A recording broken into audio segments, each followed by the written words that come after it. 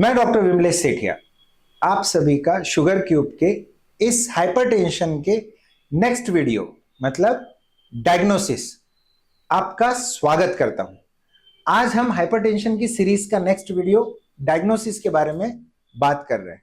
हमने इंट्रोडक्शन में देखा हाइपरटेंशन क्या होता है, कैसे होता है, कितना उसका वास्ट नेचर है, कितना फैला हुआ है। आज हम समझेंगे कि हम कैसे पहचाने कि हमें डायग्नोस हो चुका है या हाइपरटेंशन हो चुका है, या हाइपरटेंशन चेक करने के लिए हम कहां जाए, कैसे पता चला है, क्या इसका कोई ब्लड टेस्ट होता है, क्या सिर्फ ये बीपी की मशीन से गिनने से हो जाएगा, क्या हम एक इलेक्ट्रॉनिक मशीन घर पे ला लें, उस पे देखें और हमें पता चल जाएगा। तो आज हम विस्तार से समझेंगे कि हाइपरटेंशन को डायग्नोस कैसे किया जाए।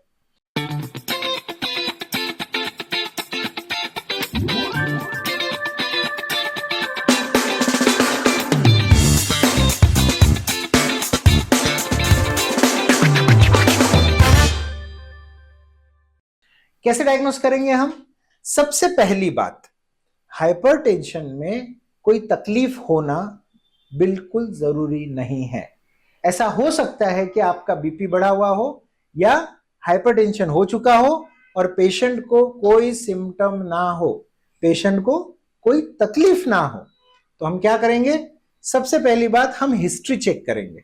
अगर हमारे घर में माता पिता, बहन भाई, नाना नानी, दादा दादी, मामा मामी, इन लोगों में अगर हाइपरटेंशन है या ज्यादा है तो हमें होने की काफी शक्यता या काफी चांसेस बनते हैं। जब ये चांसेस बनते हैं तो हमारा काम है कि हम रेगुलरली हमारे बीपी पे ध्यान रखें या हमारे ब्लड प्रेशर के ऊपर मॉनिटर रखें। ये मॉनिटर कैसे रखना चाहिए?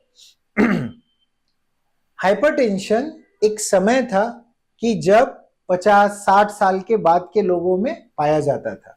आज के प्रीमाइसेस में हम लोग हाइपरटेंशन 20 साल 25 साल के बच्चों में भी देख पा रहे हैं। हाइपरटेंशन धीरे धीरे अपनी आयु की मर्यादा छोड़ रहा है और छोटे बच्चों में भी आ रहा है। हमें इसलिए अगर जेनेटिकली हाइपरटेंशन हमारे घर में है तो हमने रेगुलरली चेक करना चाहिए। कैसे चेक करते हैं? किसी डॉक्टर के पास जाके जो मर्क्यूरी वाला इंस्ट्रूमेंट होता है उसी के ऊपर लेट के हाइपरटेंशन चेक करना चाहिए। जो डिजिटल होते हैं, घर पे होते हैं, वो मॉनिटरिंग के लिए तो ठीक है, पर डायग्नोसिस के लिए हम लोग उसको प्रिफर नहीं कर सकते क्योंकि उसमें एरर के चांसेस काफी ज्यादा होते हैं। तो डायग्नोसिस के लिए हम क्या करेंगे? हम एटलीस्ट 5 मिनट बैठेंगे। 5 मिनट बैठने के बाद लेटी हुई कंडीशन में, लेटे हुए पोजीशन के अंदर स्फेग्नोमैनोमीटर या बीपी का एपरेटस जो होता है, बीपी के एपरेटस के ऊपर जिसमें मर्क्यूरी होता है, वो डिजिटल नहीं चाहिए हमको, मर्क्यूरी जो होता है, मर्क्यूरी वाले एपरेटस के अंदर ब्लड प्रेशर मापेंगे और वो एक डॉक्टर ने मापा हुआ सबसे बेहतर है।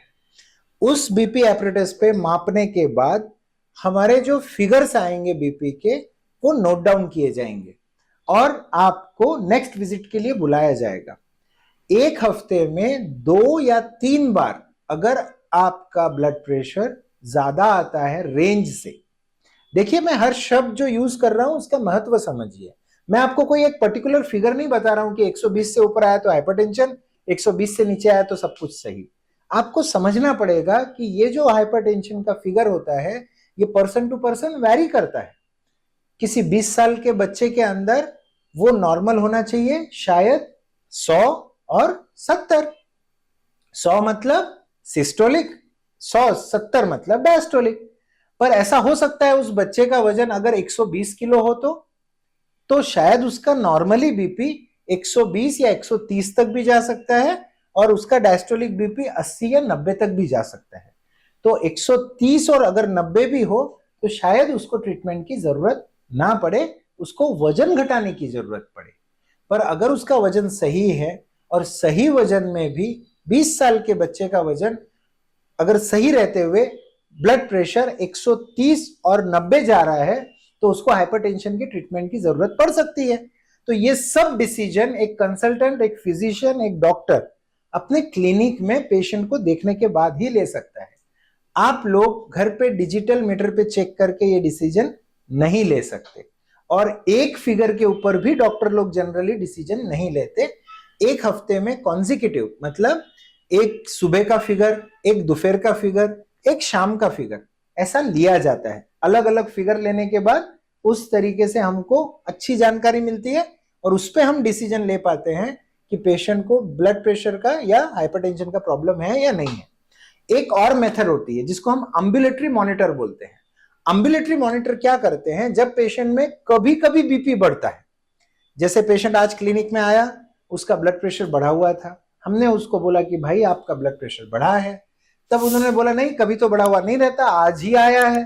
तो इस कंडीशन में हम लोग बहुत सी बार एम्बुलेटरी मॉनिटर या 24 hour blood pressure monitor patient को लगा देते हैं और वो मॉनिटर उनको टाइम टू टाइम बीपी की रीडिंग लेके 24 घंटे का ग्राफ, 24 घंटे की रीडिंग्स हमको बताता है, जिन वजहों से हमको पता चलता है क्या कोई पर्टिकुलर टाइम में ब्लड प्रेशर बढ़ रहा है, क्या सिर्फ रात में ब्लड प्रेशर बढ़ रहा है, या सिर्फ दिन में कुछ घंटों के लिए बढ़ रहा है, और बढ़ भी रहा है या नहीं बढ़ रहा है।